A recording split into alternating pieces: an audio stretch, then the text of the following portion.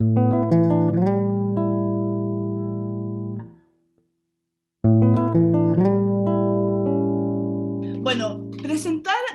a ver, me presento, soy Daniela, estoy con Ana Tironi, que somos un Hola. poco las encargadas de Alejandría, Chile, y presentar a Raúl Zurita no tiene mucho sentido, me imagino que todos vienen porque son grandes admiradores de él, el gran poeta, premio nacional, premio Reina Sofía, pero además es un hombre que se crió entre mujeres, ¿o no, Raúl? Con una admiración con su abuela, con su madre, en la cultura italiana, es un gran amante de la música, es un poeta que primero fue ingeniero y después se hizo poeta, quien trabajó vendiendo computadores, vendiendo AFP, es un ladrón de libros que también vendió libros robados, ¿o no, Raúl? Para poder mantenerlo en momentos muy difíciles.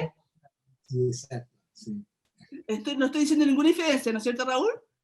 Nada, se lo he escrito. Y es un hombre que ha vivido la historia a través del arte y siempre ha tenido una mirada muy crítica, como es finalmente el poder que tiene el arte, siempre buscando un poco la belleza. Hoy día, como les comentaba, vamos a hablar sobre clásicos, esos clásicos, esas lecturas fundamentales. Y parto, Raúl, preguntándote, ¿qué es un clásico para ti? ¿Cuándo una obra se considera un clásico? Yo creo que hay tantas definiciones, en el caso de aquella obra que sobresalen, perviven en el tiempo, se dice mucho. Para mí un caso de aquella obra que tiene, según, en cada época, una respuesta a la vida del que lee, que algo le dice a la vida al que está leyendo, ¿cierto? Que no es tanto que ilumina un tiempo, sino que te da la sensación de que todo es un permanente presente, donde vivos y muertos hablan. Por lo tanto, todas aquellas grandes interrogaciones que te haces tú, casi de una u otra forma te la está respondiendo, te está diciendo algo sobre ella, sobre qué es esto de la vida, qué es ser un ser humano. Entonces, es tan impresionante porque en estos días, 2500 años desde la Odisea, hay obras que han desaparecido y han vuelto a aparecer. La Divina Comedia fue un caso de ello. La Divina Comedia se escribió, se terminó en 1821 y prácticamente desapareció como obra y se veía solamente en el infierno. Bueno, y fue rescatada por los románticos en su totalidad, porque el gran poeta de esa época no era Dante, sino que era Petrarca. Porque Petrarca inventó el soneto. El soneto es una forma tan universal, ¿cierto? Que ha sido, entonces, el gran poeta por 4 siglos fue siempre Petrarca, que lo es sin duda. Pero en el caso de Dante era más inimitable, era más único. Entonces, Dante es inimitable. O sea, nadie puede imitar a Dante, porque para imitar a Dante, de escribir tan bien como Dante, y uno no conoce a nadie que escribe tan bien poesía como Dante. Entonces, eso, yo te diría que es eso. Yo abro un libro y yo voy a denominar un caso de todo aquel que de una u otra forma trae noticias sobre mi vida, sobre noticias que yo desconocía sobre mi propia vida. Eso era para mí un caso. Sí, y es difícil, bueno, no pensar en Dante y pensar en ti. Sabemos ese amor que tienes por la Divina Comedia, cómo la has estudiado, cómo la has leído todas sus versiones habidas por haber, pero si tuviéramos, acá tenemos muchos de los asistentes que están acá, son parte de un club de clásicos que hacemos con la Ana, con la mirada histórica y literaria, y es muy bonito cómo se va haciendo presente esas letras hoy día o en otros momentos. Si tú tuvieras que elegir porque sabemos un poco lo que tú dices de los clásicos, pero no todos los clásicos quizás son fundamentales, quizás hay clásicos, pero ¿cuál tú crees que es un clásico fundamental que todos deberíamos leer alguna vez? Ese clásico que independiente de donde vivas, independiente del lugar del mundo, del momento histórico, ese clásico que siempre va a estar presente. Yo creo que es mi vida. ¿Elia? Mi ¿Por qué? vida es un poema donde están todas las emociones humanas, todas. Bueno, esos son los grandes clásicos. Los grandes clásicos están representadas todas las emociones humanas, todos los personajes, todos los caracteres. En realidad tiene escenas tan sobrecogedoras, tan impresionantes y tan increíbles como fundan en cierto sentido lo que nosotros entendemos por lo humano. ¿Ah? Cómo comienza un ciclo, o sea, hasta el punto de esa idea termina con la muerte de Héctor, uno de los héroes troyanos, cuando le queman el cadáver. Uno puede pensar que la ceniza del cadáver de Héctor, el tomador de caballos, donde nacemos todos los hombres, ¿cierto? Porque ahí nos encontramos una fisonomía. Y la idea es que es un poema más tremendo, porque parte con la palabra furia, canta, Ira canta odiosa, la de Peleo, la de Aquiles, ahí se me olvidó, por supuesto. Furia canta la de Aquiles, hijo de Peleo. O sea, que el poema será el poema La Furia. No cantará a la bondad de Aquiles, no cantará al amor de Aquiles, no cantará a la belleza de Aquiles, sino cantará la ira de Aquiles. Y esa ira funesta, y de repente cuando vemos el mundo, y los hombres tienen toda historia, tenemos la sensación de que no hemos salido de ese poema. Todavía estamos en la época homérica por la fuerza, por la virulencia, por la ferocidad, por la ira. Hay tantas cosas en este mundo. La ira, eso es un gran tema. La ira, sí, la ira, ¿no? Sí, quizás es un libro que deberíamos leer terminando el colegio, quizá, ¿o no? Un libro que debería estar presente en todo. Yo creo que en todo lo que sea rincones del vago, eso sí, absolutamente. Es muy probable que sean los caminos para llegar a estas obras mayores, sean a través de eso, a través de resumen, a través de libros de historieta. ¿Ah? Pero eso yo diría, te fijas, pero también al mismo tiempo que digo, la idea, hay 20 más con el día pucha, uno lo llevaría también.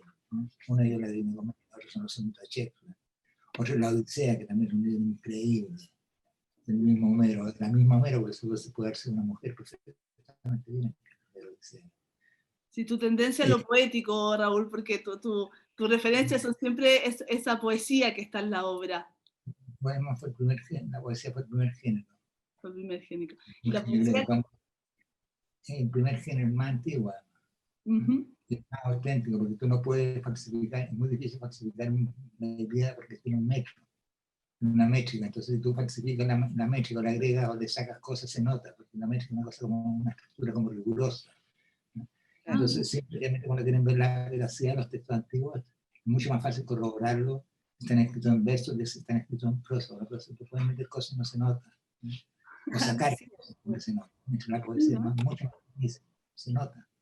Totalmente cierto. Oye, Raúl, tú decías que los clásicos claramente hablan como del ser humano. Hay clásicos diferentes, como que hablan de una sociedad, del ser humano, pero ¿cuál es esa, quizá, y no a la prosa, o esa obra clásica que profundiza en el ser humano en su plenitud, en su maldad, en su bondad?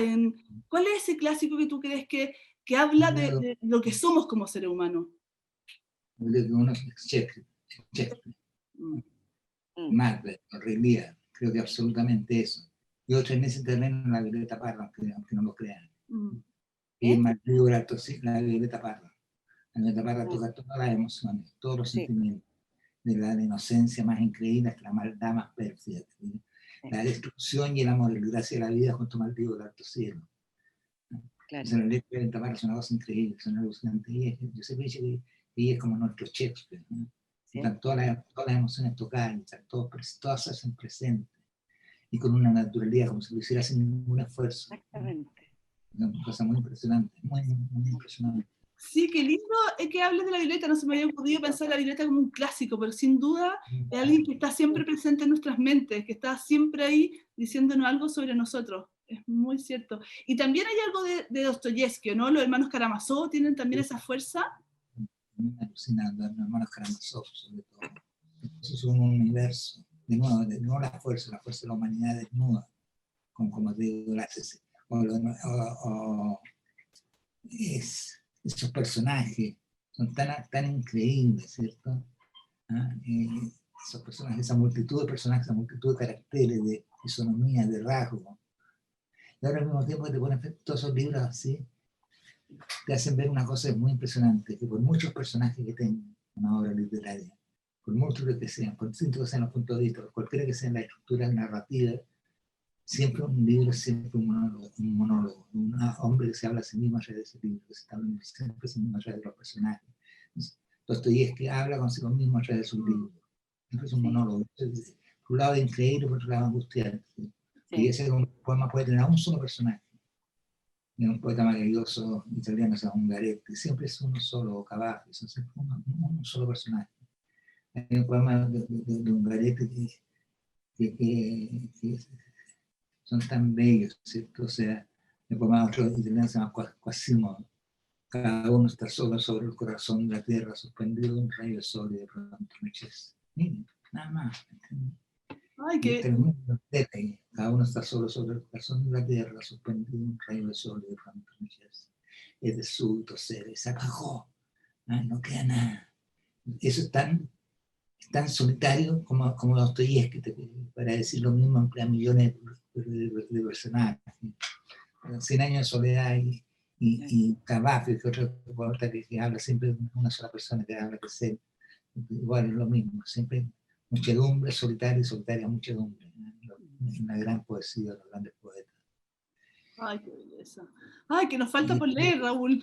No falta, el siglo XX también tiene clásicos, pero al menos son impresionantes, novelistas como Philip Roth. Pasternak es un libro impresionante, o sea, el comunal, según le dieron a Philip Roth. ¿Y algún latinoamericano? Nombraste a García Márquez. ¿Cuál es como esa novela clásica que nos representa como latinoamericano? De Rufo y 100 años de soledad. O sea, 100 años de soledad, por decirlo, y sin Pedro Rufo también. Los cuentos Rufo son tan bellos, son tan alucinantes. El que no me maten, no, y la de los perros. Son cosas maravillosas, de una fuerza, de una autenticidad, de una belleza de escritura. Para mí, claro, Rufo y García Márquez serían. Para mí, es lo que le gusta a Borges. A mí también me fascina Borges. Y sobre todo me fascina La residencia en la tierra de Neruda, el canto general de la nube y Altura Machu Picchu de Neruda. Y las obras de Pablo de Rojas, que son alucinantes. Estoy preparando otro de Pablo de Rojas. Pero bien, uno puede enumerar y enumerar y enumerarte, ¿ves? Pero son todas aquellas obras que te tocan profundamente el corazón. Eso yo llamo clásico. Si a usted le toca profundamente el corazón, estoy pensando, ahí se va leyendo, que toca profundamente el corazón, una corintillada, pues será un clásico de usted también. Y hay obras, Raúl, que en el fondo que tienen los clásicos que son escritos en un momento histórico muy importante de algún país sí, de algún momento histórico, y que finalmente uno lo lee, puede leer mucho tiempo después y es impresionante cómo la historia se repite, cómo los seres humanos caemos en lo mismo. ¿Se te ocurre alguna obra que habla como de una sociedad? Porque finalmente pueden ser sociedades muy distintas en términos culturales, quizá, como te decía, en momentos históricos muy distintos, pero finalmente no apelan a lo que quizás estamos viviendo, o lo que estamos viendo en algún minuto. Eso que tienen los clásicos es bien impresionante, que aunque sea un ruso, aunque sea que viva en un momento, no sé, o reyes, uno igual se siente que hay algo, la montaña mágica, por decirte, en este minuto, como el encierro, el paso del tiempo, o la peste de Kafka, no sé. La magia es una obra increíble, alucinante, bellísima. ¿Esto? O sea, qué novela, qué novelita de Tomás Mann, un tipo increíble, alucinante. Bueno, yo me saco un adjetivo por ser tonto, no sé cómo más que decir más de ello. Pero también hay de repente todo lo que tú dices, tenemos un historiador, yo no soy historiador, no soy un historiador, pero hay un historiador del siglo V antes de Cristo, que se llama Tucídides de Esparta. ¿Cindy? Plantea una Tucídides, que el protagonista de la guerra de Esparta contra Troya, como finalmente Atenas destruida, perdón, Atenas contra Troya. Dice una cosa increíble, plantea una paradoja, cómo evitar, que dice, la paradoja cuando el imperio va cayendo, las Atenas y otros ascendiendo, inevitablemente hay una guerra. Y es tan terrible, porque veía un chino que es su gran, en el programa del nuevo Jin Jin, no sé cuánto, dicen una parte, él habla de la paradoja de Tucídides, es cómo evitarla, o sea, cómo cuando el imperio va a decadencia, otro va a subir, no evitar la guerra. Entonces son tipos que están hablando en presente de una forma tan increíble. Es una paradoja que se plantea entre dos repúblicas griegas, una guerra contra dos repúblicas griegas, eran dos ciudadelas chicas, ¿no? Que se hicieron añicos y una venció sobre la otra. Y Atenas venía decayendo, el poder de Esparta se estaba expandiendo. Ahí nos dice tanto el odio, de los peligros del odio, de los peligros humanos, no son los peligros mentalistas, sino los peligros efectivamente cuando una potencia cae y otra sube, ¿cómo se puede evitar esa guerra? Sí, que quizás con lo que tú comentas es que si uno leyera más quizá, o si quizás nuestra clase política leyera más, quizás no cometeríamos los mismos errores, quizás es impresionante que está todo escrito finalmente. Yo me temo que no sé si es tan sacia, yo creo que Hitler era un muy buen lector, Seguramente están Sí, entre, no, es cierto. están entre la poesía, además. Mm, Entonces, no sé, no lo sé. Ojalá, ojalá. Pero creo que también van a ser un gran malvado que es un gran lector. sí, Si no era un malvado medio, desgraciadamente. es Ojalá cierto. fuera todo lo contrario. Ojalá que. Pero todo, pero entonces, ¿dónde está el punto de equilibrio en uno de esas cosas? Sí. Finalmente, por el buenismo y no por el malismo. Porque ahora está muy de moda por echar. La verdad es que quieren desacreditar a alguien que es buenísimo. Sí. Hay mil veces con el buenismo que con el malismo. Prefiero el buenismo. Que suene, es Está como se ridículo. deriva. Lo prefiero. Ana, te doy la palabra. Raúl, en este minuto, bueno, esto comentamos con la Dani, que y como lo que tú nos dices, como los clásicos nos hablan siempre de nuestra vida, no importa en qué minuto estemos, pero en este momento, este último año, los chilenos que estamos viviendo en un momento de grandes cambios y se nos sentimos parte de estas corrientes históricas que muchas veces no entendemos bien. Yo creo, hablo por mí, pero yo creo que hablo por muchos que tenemos algunas certezas, por suerte, pero que muchas otras elementos que pasan todos los días nos dan fascinación, asombro, miedo al futuro. ¿Qué nos recomiendas leer para entender más y para poder insertarnos en estos procesos de cambios sociales que vivimos y que queremos? Mira, es curioso que no se me ocurre ningún libro contingente, se me ocurre el gran libro no contingente de Neruda que se llama Residencia en la Tierra. Sucede que me canso de ser hombre, sucede que me canso de mis pies y mis manos. Residencia. Residencia, una reflexión sobre lo humano tan impresionante que ahí cabe todo, porque creo que nadie sabe. ¿No? Nadie tiene una bola de tal, nadie sabe. Y los que saben no los escuchamos, están condenados a no ser escuchados.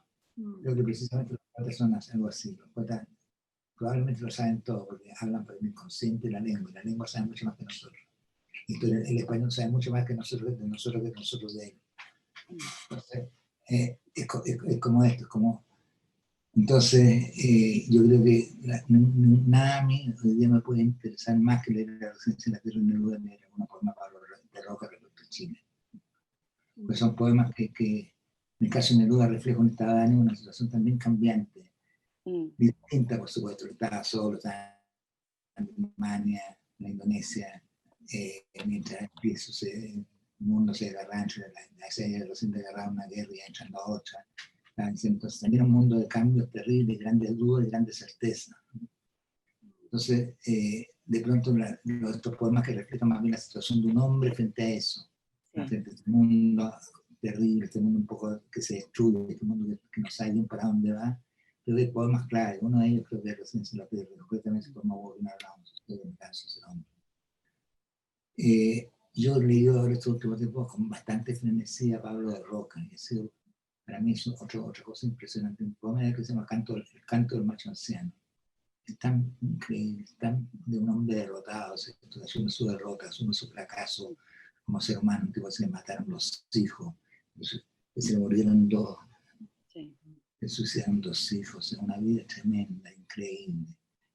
La presencia de ese hombre que finalmente se suicida porque finalmente hay caso, ¿me entiendes? De hacer las cosas más fuertes que uno. Entonces también creo que son héroes que algún día serán descubiertos en toda su magnitud. Por el momento tendremos que resignarnos que todo de Roca se conozca porque era enemigo de Neruda. Porque ella era pelear más un poeta contra otro, tan idiota. Pero todo era una cosa impresionante. Exacto. Hay una película de un brasileño, la vi hace mucho tiempo, por eso no me acuerdo ni siquiera el nombre, pero un gran director brasileño, se en un campo, y después empieza a subir la imagen, están dos hombres uno frente a otro. Los dos me están diciendo que en este mundo no caen ellos dos. Y se le da la cosa, está en una planicie desolada de miles. Claro. Una metáfora maravillosa. Entonces, Raúl, los grandes clásicos, quizás podríamos decir de hoy día, en términos de lo que planteaba la Ana, sería Residencia en la Tierra, que es de... La poesía, veo, sí, y poesía, ¿no? De Roca. Sí. Creo que además, la poesía, creo que la primera cosa que se responde frente al descubrimiento. frente al descubrimiento de la muerte. Creo que el descubrimiento más trascendental del humano, lo más trascendental, no fue haber descubierto la red de la gravedad, no son Newton ni Einstein, ni lo han hecho ninguno de los que conocemos. El descubrimiento más impresionante es descubrir la muerte. Cuando algo que todavía no tenía nombre descubrió que eso le había pasado, uno ya estaba al lado suyo, sin inmovilidad súbita, que nada podía alcanzarlo, y ya sucede también a él y descubre que se va a morir. De ese gran descubrimiento que empieza la historia humana. Creo que la primera respuesta es, la primera respuesta que uno puede dar frente a eso tan inconmensurablemente misterioso, aterrador, angustiante, es descubrir que te vas a morir, que te va a pasar algo tan increíblemente, increíble como que la primera gran respuesta del poema. El poema es ese, para el buceo que surge para conjurar precisamente el terror de la muerte. Y luego la poesía sigue siendo esa, sea cual sea su forma, sea cual sea, no son los oficiantes, en la gran conjura frente a la chica nos vamos a morir, que es inevitable e irremediable, que así es. Sí, impresionante que la poesía tiene ese poder de hacernos sentido en cualquier momento de nuestras vidas. O sea, siempre será buena poesía, un clásico. Ahora claro, pues también un poco como el mito de Cassandra. El mito de Cassandra era una divina, esta divina troyana que sabía todo lo que iba a suceder, todo lo que había sucedido y todo lo que estaba sucediendo. Su gran terror, su gran culpa, su gran falta, su gran castigo que nadie la escuchaba. Nadie la escuchaba, sabiéndolo todo. Entonces cuando llega la tragedia griega, cuando llega la de Agamenón y predice toda la muerte de él y todo, nadie la escucha. Eso la poesía tiene algo parecido a eso. Impresionante, si uno hubiera leído los poetas que eran jóvenes, los poetas de los 90, estoy pensando en tanto, en Héctor Hernández Montesino, en Pablo Paredes, en Pablo Lavaca, y en muchísimos más. Allí estaba todo lo que estaba sucediendo en Chile, lo que iba a suceder, allí estaba la barra brava, ahí está el narco, ahí está la pedofilia, o sea, la iglesia, todo. Muy impresionante. Pero por supuesto nadie... ¿Cuáles son esos, Raúl? ¿Los puedes repetir? Porque a lo mejor lo... Héctor Hernández Montesino, Pablo y Lavaca. Pablo Lavaca, Héctor Montesino. Diego Ramírez Gajardo, claro. David González, Rafael Rubio, Germán Carrasco. ¿No? Podría seguir nombrando miles, pero son impresionantes. Una obra colectiva increíble. La poesía de los 90, fue muy impresionante, porque eran los jóvenes viendo la dictadura. Ellos captaron un mundo en transición, captaron las mentiras de un pacto antes que nadie se diera cuenta, y eso lo fue increíble. De ellos, sí, no, se adelantaron. No, porque esa época fue con la Pinochet, no, son cosas radicalmente distintas. Y ese periodo le debemos por lo menos la herida una masacre, de Tuna y Yakarta también. Pero también todas esas mentiras, lo que también todas las mentiras que tenían, que traía, lo que vieron los poetas antes que nadie, estos poetas jóvenes chilenos. Esa fuerza de los poetas jóvenes, esa verdad que escriben en su... Raúl, ¿es difícil cuando uno habla de clásicos no pensar en las memorias de Adriano? Una obra que fue escrita tanto tiempo después, pero que habla de Adriano, que era un personaje, y Margarita Yourcenar usa la voz de Adriano. ¿Qué opinas tú de esa obra que es poética y que habla de este hombre que está a punto de morir y que va hacia su pasado? Yo tengo un amor increíble, absolutamente absoluto, por otra Margarita, de Margarita Urá. Nunca me convenció mucho, nunca, lo siento. No, una tremenda que es pura falta de sensibilidad mía, ¿cierto? Pero siempre se sale Margarita, me dice Margarita Urá, digo,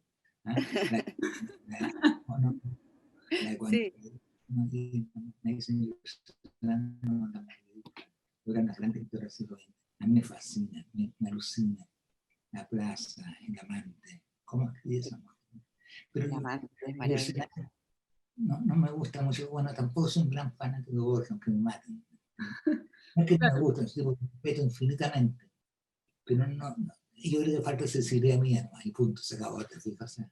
No, amor es distinto. Amor es distinto. Oye, Raúl.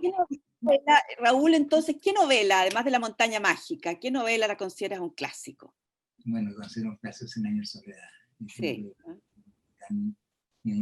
Para mí considero un clásico Rayuela, Cortázar. Clásico Pastoral Americana, Philip Roth, de una trilogía. Me casé con un comunista, La Mancha Humana y Pastoral. Son tres novelas increíbles de Philip Roth. Está, como te digo, soledad.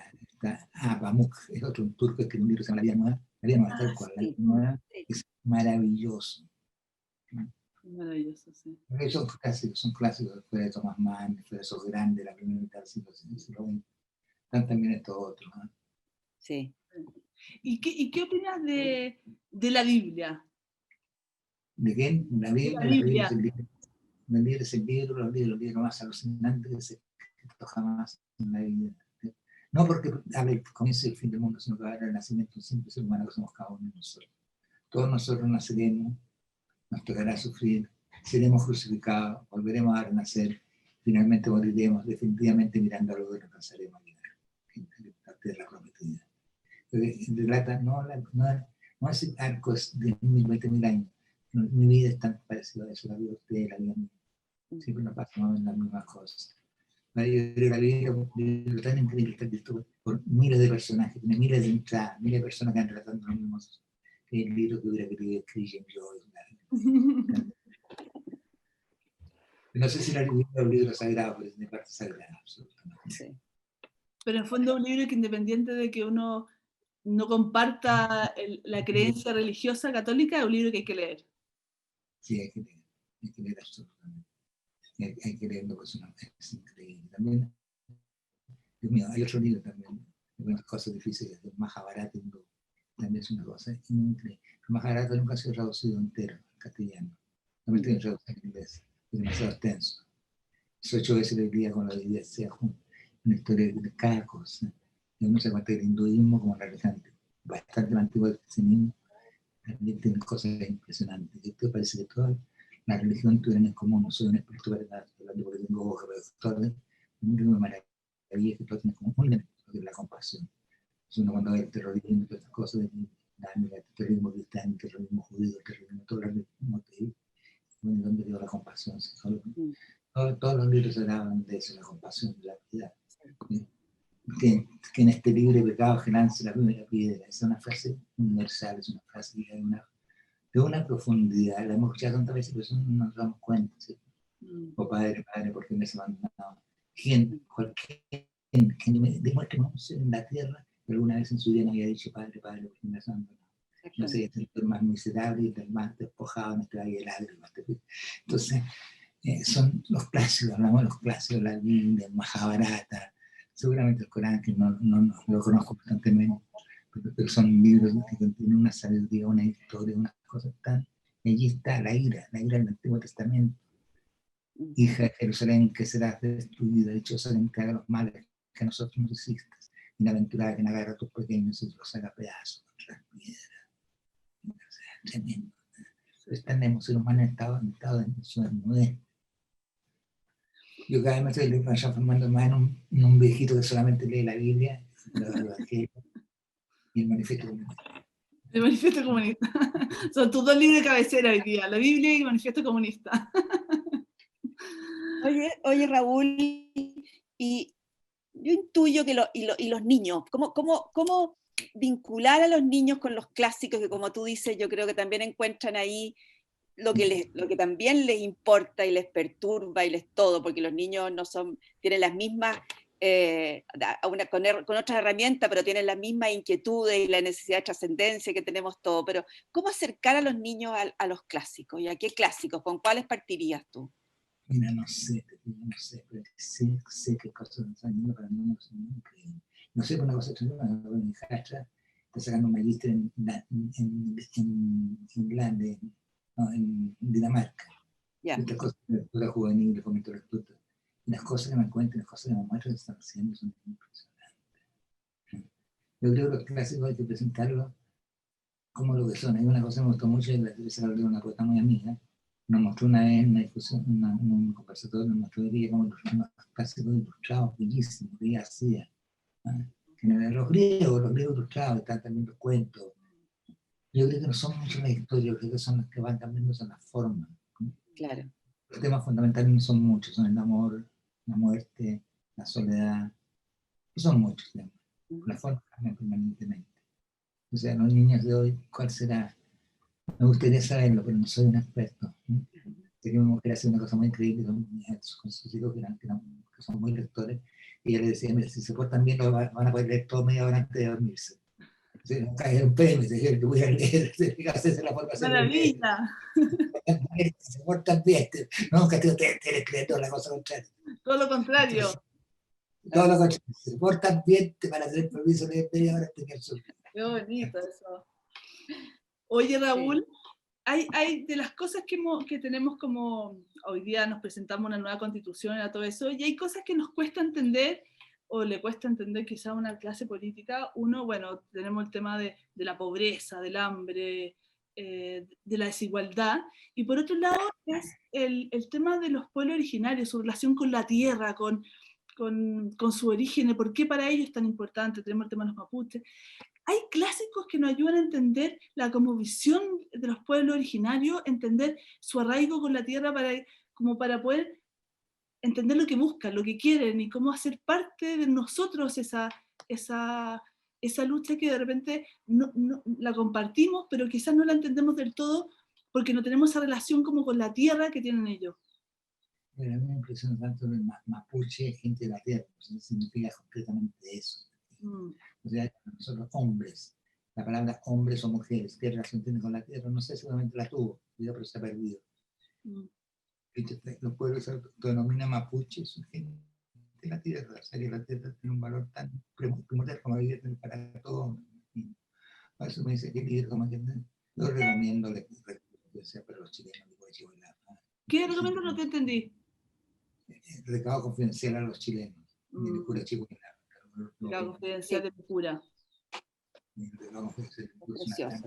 La poesía también de los poetas mapuches tan bellos, tan extraordinarios, ahí está. Yo creo que ellos, por su lengua, esta característica de la tradición oral, también la poesía mapuche es muy, muy bella. Y más que decirte una obra de prosa que yo no conozco, tienen que haber seguramente, pero mi ignorancia es total y absoluta en tantas cosas. Pero yo creo que la poesía mapuche no refleja tanto. Sí. ¿Conoce el libro Los ríos profundos? Sí, de Argueda. Sí. No, sí, Argueda, sí, Los ríos profundos. Sí, está escrito a la mitad en Aymara. Sí. Vale. Impresionante. También un libro que te acerca un poco a esa vivencia, ese amor por... Sí, tienes toda la razón. Sí, también Zorro arriba, Zorro abajo, Argueda, Los ríos profundos y agua fría. Sí, tienes toda la razón, absolutamente. Hay otro también que se llama Scorza, Martínez Scorza. También escrito Redoble por Rancas. También es una obra que nos tiene una relación con el mundo andino, que son potentes. Me imagino. También Asturias es el presidente de una obra. Pero lo Argueda sí, lo concedo inmediatamente, absolutamente. Ana, ¿tiene alguna otra pregunta para que leemos quizás la palabra a los que nos acompañan? Sí, demos la palabra al chat, que hay bastante interesados, parece. Sí. Yo quiero solamente cerrar, Raúl, si me permiten la última pregunta. Tuviéramos que regalarle un clásico a todos los que quieren ser constituyentes, ¿qué clásico le regalaríamos? ¿Habría un clásico que ayudaría a los constituyentes a...? No le regalaría Maquiavelo, usted tan de moda. No se lo regalaría. Para nada. Yo le regalaría lo de Evangelio. ¿Lo Evangelio? Lo Evangelio, sí. No. Se lo vamos a mandar. Sí. No sé si alguien quiere preguntar algo, levante la mano como así con el botoncito que sale a levantar la mano y quizás pueden hacer la pregunta en voz. Carolina Ojeda, ¿tienes una pregunta? ¿Por qué no te sacas quizás tu micrófono y le hablas directamente a Raúl?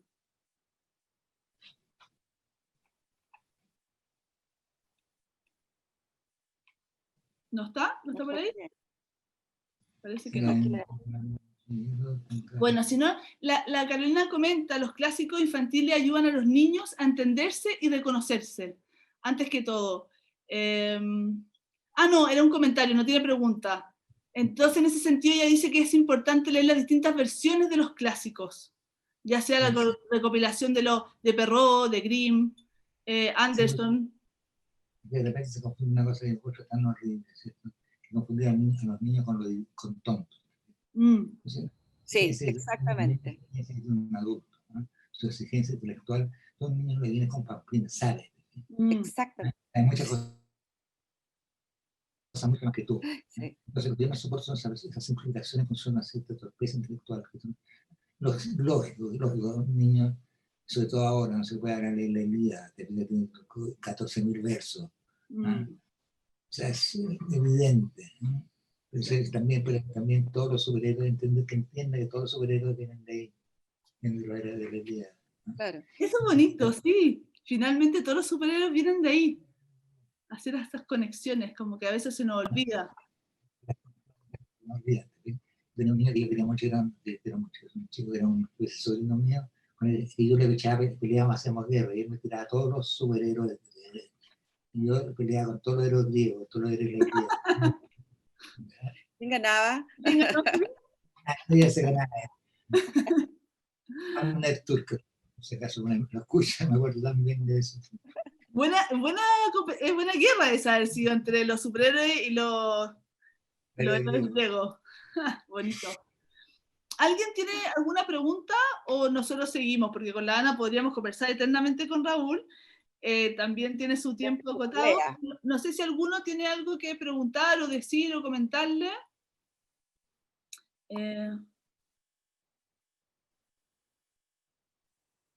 Agujas o su libro bestiario.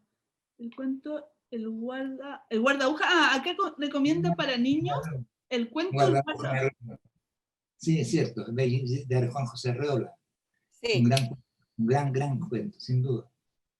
¿Ah? Sin duda que sí. Son buenas recomendaciones. Sí. Eso, no hay, entonces no tenemos más preguntas, seguimos, pues, Ana, entonces. Yo creo que... Tengo una consulta. Dale, Javiera. Hola a las ambas y a Raúl. Gracias. Pregunta como por clásicos escritos por mujeres o alguna mujer que sea una gran inspiradora de Raúl. Para mí la Virginia Durán es una gran inspiradora mía. Otra sin duda la Virginia Woolf, mi escritora favorita, lejos, por sobre tantos hombres, se puede decirlo así. Para mí es una verdadera maravilla. Sin duda que son de la poesía de la vida intelectual. Entonces, ahora no se sabe, hay tipo, está la solución de un mitólogo griego, Robert Graves, y posiblemente el día fue escrita por una mujer. Sabemos tan poco quiénes intervinieron en ese libro, quiénes realmente lo escribieron, ¿no? ¿Quién escribió el texto entero de la Biblia? ¿Quién habrá sido? Ahora, hay una gran literatura de mujeres del siglo XX y del final del siglo XIX, la escritora inglesa. También el clásico de la Virginia Woolf y la literatura. Lo que a mí más me gusta, me vuelve loco la cosa. ¿Cuál? La Marguerite Duras y la Virginia Woolf. Ahora hay nuevas modernas ahora, te fijas la norteamericana, la distopía, ¿cómo se llama? Siempre están apuntando el Nobel, ¿cómo se llama? ¿Cómo se llama? Escucha, me perdió. No me acuerdo. No, te quería preguntar a mi mujer que sabe todo esto. Javiera. La Carolyn Joyce. Carolyn Joyce Oates. Ah, Joyce. Sí. Oates, sí. Carol Joyce Oates. Sí. En ella estaba pasando. Es un mundo terrible que narra, pero es verdad, es tan posible de repente. Emily Dickinson, también. Emily Dickinson es una poeta íntima, perfecta, maravillosa, solitaria. Y claro que me gusta, no puede no gustarme. Pero no sé si es tanto lo que me gusta. Pero me gusta. Jane Eyre. ¿Ah? Jane Eyre. Bronte. La cumbre tempestuosa, de Jane Eyre o la otra. Jane Eyre, bueno, Charlotte Bronte, es la Charlotte Bronte, más bien. No, la conozco muy poco, la he leído muy poco. Las hermanas. La hermana Bronte. Ay. Pajarito quería hablar y después Juan Pablo. Pucha, me perdí. Pajarito, ¿no? Que pidió la palabra. Y si no, Juan Pablo, parte de tú. ¿Aló, se escucha? Sí. Sí. Muy buenas tardes a todos. Muy buenas tardes, don Raúl Zurita. Un honor escucharlo y verlo técnicamente en persona. Bueno, le quería, contar primero que el amor que le tengo a Marguerite Duras es igual, siento lo Bravo, mismo que usted, es increíble. bravo, bravo, bravo, bravo. Sí, sí, No, no, te está deja muerto. muerto. Sí, fantástico. También, sobre lo que habían comentado un poco antes sobre cómo fomentar la literatura en niños, cómo podemos introducir, por así, los clásicos. Yo que quiero ser un profesor de literatura, bueno, partiría haciendo un análisis más o menos, no sabré cómo decirlo, pero tomar los libros que sé que si me piden que representen a una emoción humana, yo les digo, aquí está el libro. O sea, me dicen, quiero leer sobre el amor, yo les digo Noches Blancas de Dostoyevsky, yo les puedo decir Romeo y Julieta. Si me quieren hablar de muerte, yo les puedo dar a Edgar Allan Poe. Si me quieren hablar de rebeldía, les paso a Artaud. Si me quieren hablar de esto y del otro, y de que lo que plasme las emociones más, eh, más en el hueso, más en la médula, la que lo expliquen de una forma más pura posible, yo se los doy. Entonces, si me hablan de desesperación, yo les paso Baudelaire. Si me hablan de adolescencia romántica, hecha y derecha, yo les hablo de Rimbaud. Entonces, creo que eso es lo que yo haría. Está bien. Y, Vas a ser un gran y profesor. muchas gracias. Niño, me gustaría ser niño en una clase tuya, fantástico. Sí, la suerte de ese niño. Muchas gracias. Fui criado por padres que les encantaban los libros y mi casa está llenísima. Pero bueno, y lo último que le quería preguntar, don Raúl, si usted pudiera decir en una palabra, como un cadáver exquisito, por así decirlo, oral, si usted pudiera decir la palabra que usted escuchó o sintió y dijo, de esto tengo que escribir, de esto sale, esta palabra significa, como si esa palabra fuera un sinónimo de Raúl Zurita y de su poesía. No, sinónimo mío, no es para nada sinónimo mío. La única palabra que realmente importa es la palabra amor. No se te oyó, Raúl. Y la única palabra que lejos. realmente importa es la palabra amor. Y todas las demás son simples sustitutos, simples aproximaciones. El Esa amor palabra, siempre es más... Ah, disculpe. La palabra, el amor siempre va a ser más grande que la palabra amor. exacto. Eso lo dijo un Bueno, hombre superior. lo dijo un... dijo- Ya, muchas gracias, muchas gracias. Gracias, pajarito. Juan Pablo, y después Alicia, creo que pidieron la palabra. Hola, don Raúl. Hola, ¿cómo estás? Muchas gracias por la poesía, primero. Y quería conocer su visión respecto a las nuevas publicaciones que están surgiendo en plataformas virtuales, que hay muchas editoriales que hacen libros virtuales. ¿Qué opina al respecto? Que se está yendo por ese camino en muchas partes en No, este digo, aspecto. oponerse ahí es tonto, te digo, por eso no se viene. Y se está haciendo. Yo creo que los medios impresos tienen todavía el prestigio, pero no tienen la vida, no tienen ya la vida. La vida está dándose en otra parte. La vida creo que está en las redes con toda su miseria, su grandeza, su amor, su locura, su odio, su estupidez, su banalidad. Pero yo creo que está el reflejo, ¿cierto?, del estado del mundo hoy. Mucho más que los medios impresos. Entonces, ahora yo, una persona como individuo, todavía no conozco cuáles son los cheques, o si están, o si existen los cheques de la red, los cheques de no sé. Todavía no me ha tocado encontrarme con ellos. Pero seguramente, de nuevo, ahora si lo digo súper en serio, probablemente ignorancia mía. Porque sé que en alguna parte están, ¿cómo no van a estar? Si todo medio invita a sus creadores, ¿cierto? Crea a sus creadores, ¿no? No me queda la menor duda que todos estos fenómenos de Internet, de la realidad, de la inteligencia artificial están creando sus creadores también. Aquellos que reflejarán ese mundo lo harán que dar un paso más allá, pero un poco más allá de lo que suele verse. ¿Dónde estará ese San Pablo de las redes? ¿Te fijas? Que no van a ver que todos también es un acto de amor, incluso las redes sociales. ¿Dónde estarán? Estarán, a lo mejor ya están, a lo mejor ya nacieron. Pero vienen bien. Gracias, Juan Pablo. Muchas gracias. Sombra se llama. Mira la sombra, bonita la sombra. Sombra negra. Alicia, ¿estás por ahí? Gracias, Raúl.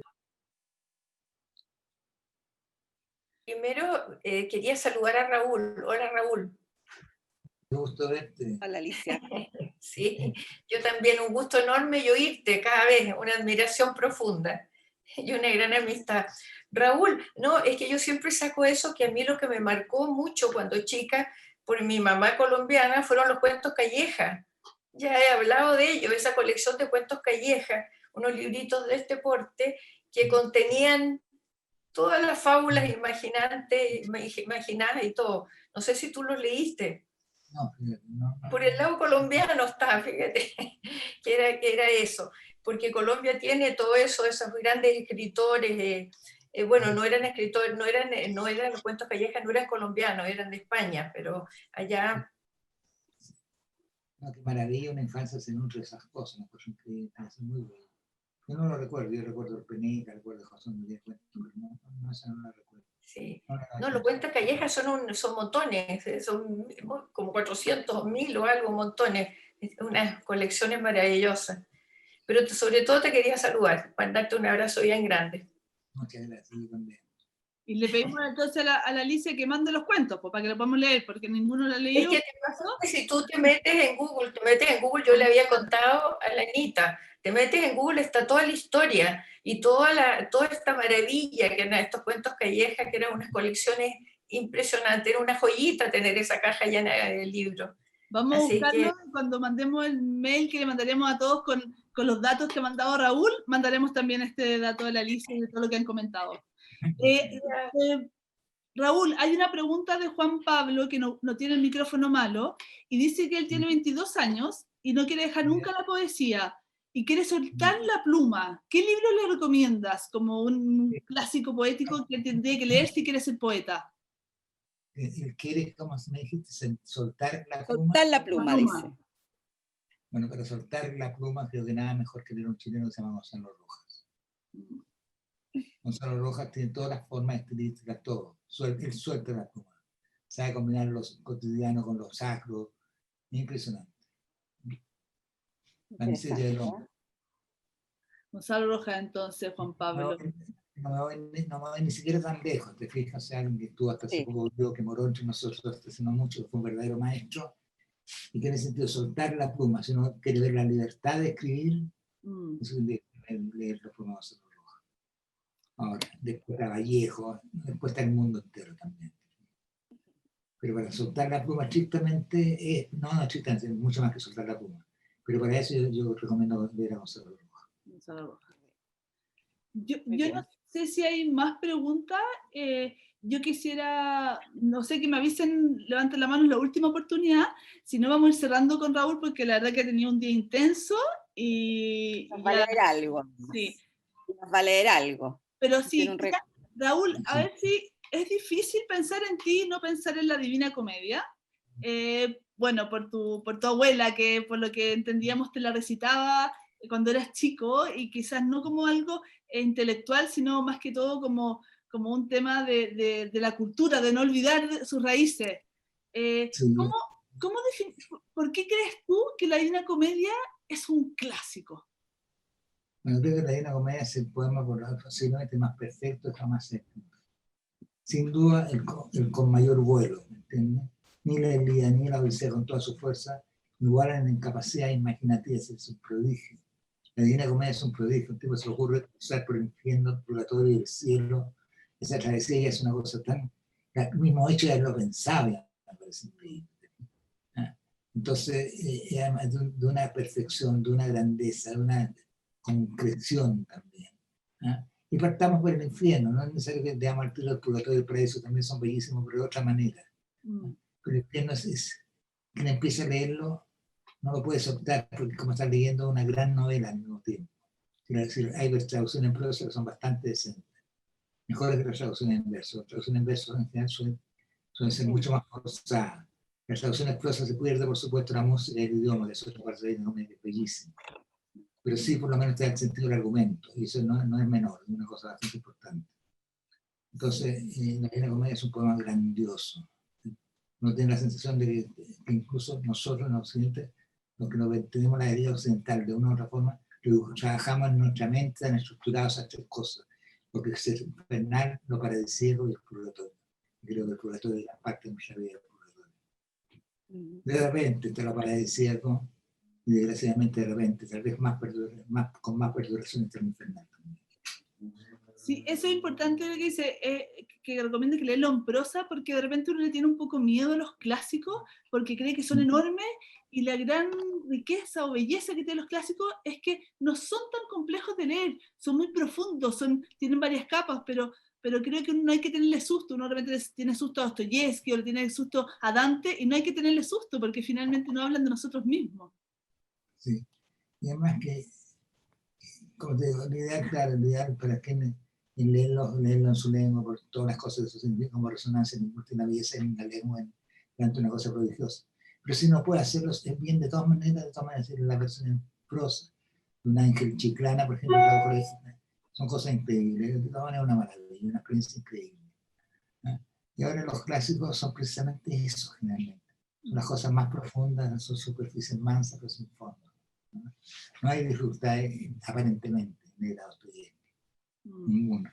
Pero entra y el mar no tiene fondo. Calma hasta unas dudas que tienen límite. Pero el mar, pero al mismo tiempo un lago calmo por fuera.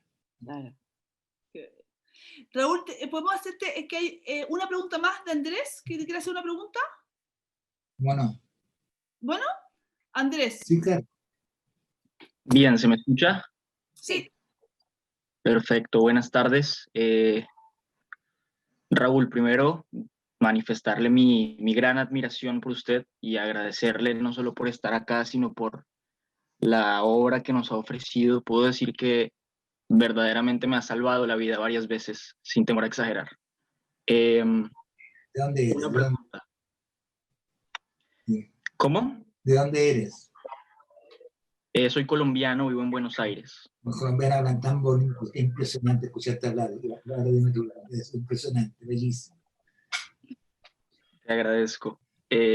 Bien, la pregunta sería, ¿se atrevería usted a nombrar quizás alguna obra más bien reciente o de algún autor contemporáneo que usted considera que en el futuro será sin duda un clásico?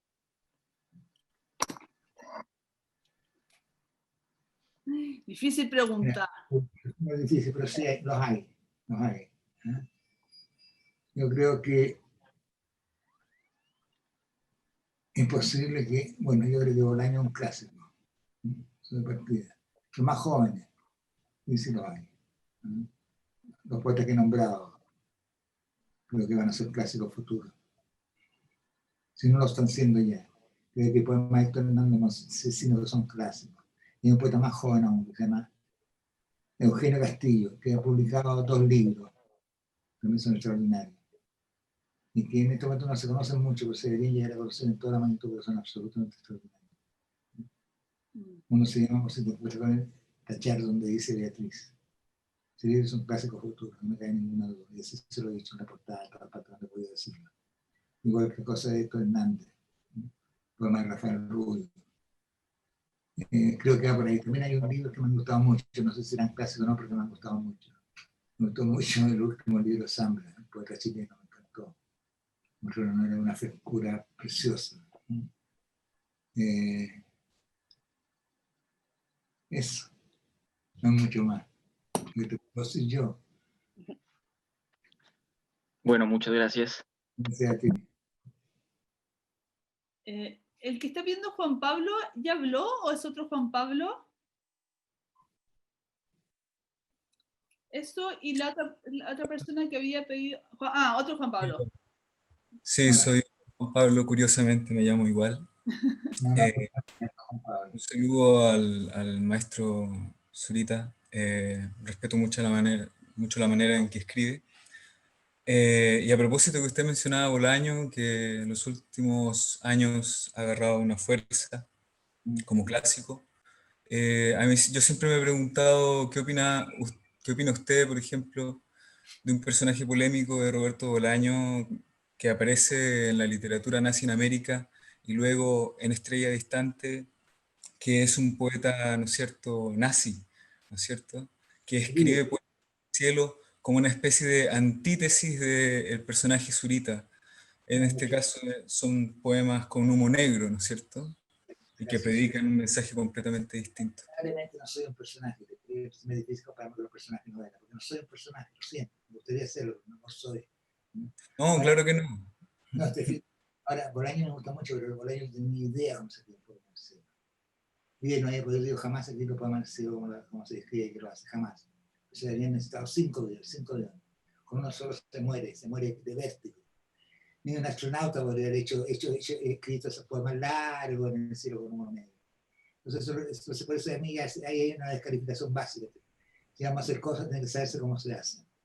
Si un tipo escribe en el cielo, lo primero que le puedo pedir es el piloto que sepa cómo se escribe el poema en el cielo. Yo sé cómo se escribe, no sabía, no tenía idea. Pero está bien. Eso.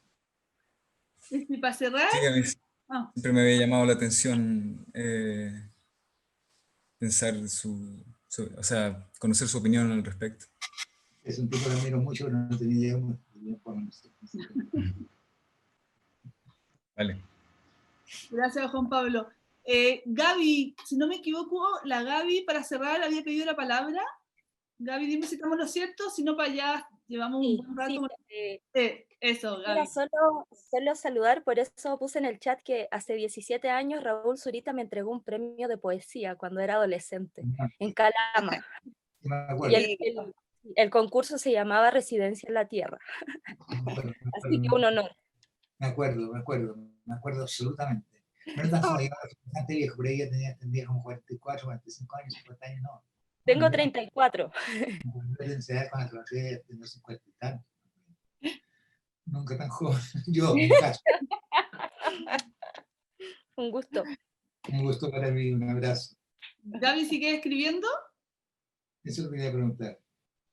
Sí, poco. Me he dedicado más a la lectura y ahora estoy con el fomento lector de poesía para niños, para cuentos, justo lo que decían de los clásicos, estoy tratando de trabajar porque estuve estudiando en Santiago, traje todas las herramientas y ahora en Calama estoy trabajando con niños vulnerables el tema de la lectura. Así que tratando igual paralelamente de escribir, pero más diario de vida y esas cosas. Sí. Felicitaciones. Otra gran profesora donde queremos ser alumnas. Debíamos haber tenido como profesora. Gracias, Gaby. Ana, ¿te parece que cerremos? Sí, vamos cerrando y ¿te parece que escuchemos al poeta? Un fragmento corto del Canto del Infierno, la Divina Comedia, solamente a propósito del amor. Y para mí estos son los poemas más bellos de amor que se han jamás escrito.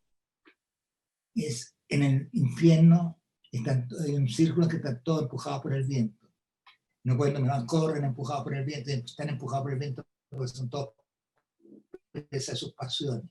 Son los grandes amantes, los adúlteros, todo. Entonces el mundo medieval te se arrastra, los condenados por lujuria, por esas palabras que usan que son como raras, de lujuria. No he la palabra, sí, pero no sé, pero son como raras. Entonces, pero hay dos que han pasado la mano, han tomado siempre la mano, son Francesca y Rimini. El pasaje es muy bello. Francesca y Pablo de Rimini han siempre tomado de la mano, porque ellos los mató, ellos eran una pareja adúltera, pero lo mató el hermano, que es el marido de ella, ambos. Entonces por eso están condenados y corren. Espérense.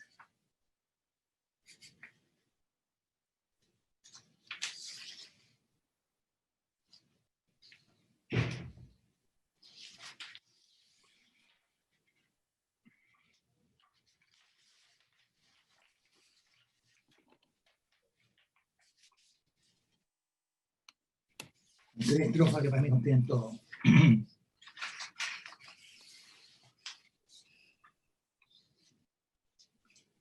Amor que al corazón de amor se prende, obligó al mío a amar a tal persona, que perdí de modo tal que aún me ofende. Amor que nadie amado amar perdona, me encendió por este pasión tan fuerte que, como ves, aún no me abandona. Eso es. Para mí son las dos cuartetas más bellas en este mundo. Amor nos condujo a la misma suerte, para el cual nos mató sin defensa, Caín no perdona. Amor que a nadie amado perdona. Amor que a nadie amado amar perdona. Me encendió por este pasión tan fuerte que, como ves, aún no me abandona. Los dos están en el infierno y se siguen amando en el infierno. Porque los tipos se siguen amando en el infierno, por el instante en el infierno se están en el paraíso. Por eso. Es muy bello, realmente, como decir eso, niños. Raúl, es que imposible, más agradecida. Con la Ana hemos cumplido así como un sueño hablar contigo. Gracias a todos por acompañarnos, por disfrutar con nosotros esta conversación con Raúl. Nos quedan muchas lecturas pendientes que nos haremos cargo ahora. También un agrado conocer tanta gente motivada y que van a ser profesores, que van a entregar todo ese amor por la poesía, por los clásicos, así que muy contenta. Y no sé qué opinan si le damos un aplauso todos juntos a Raúl, a ver si puedo sacar el micrófono. No sé cómo sacar el micrófono. Y antes entonces nosotros les vamos a mandar en los mismos mails un pequeño resumen de lo que fue esto, de lo que alcanzamos a sacar de apuntes para no perder las palabras de nuestro poeta. Bueno, ha sido un gusto grande, ha sido un enorme gusto hablar contigo, Ana. Pucha, no sé cómo sacarle los micrófonos, así que hagámosle así nomás a Raúl, porque no sé cómo se hace, soy lo más torpe que hay. Chao. Gracias, descansa. Agradecido. Gracias, Raúl. Gracias. Chao, niña. Cuídense todos. Gracias.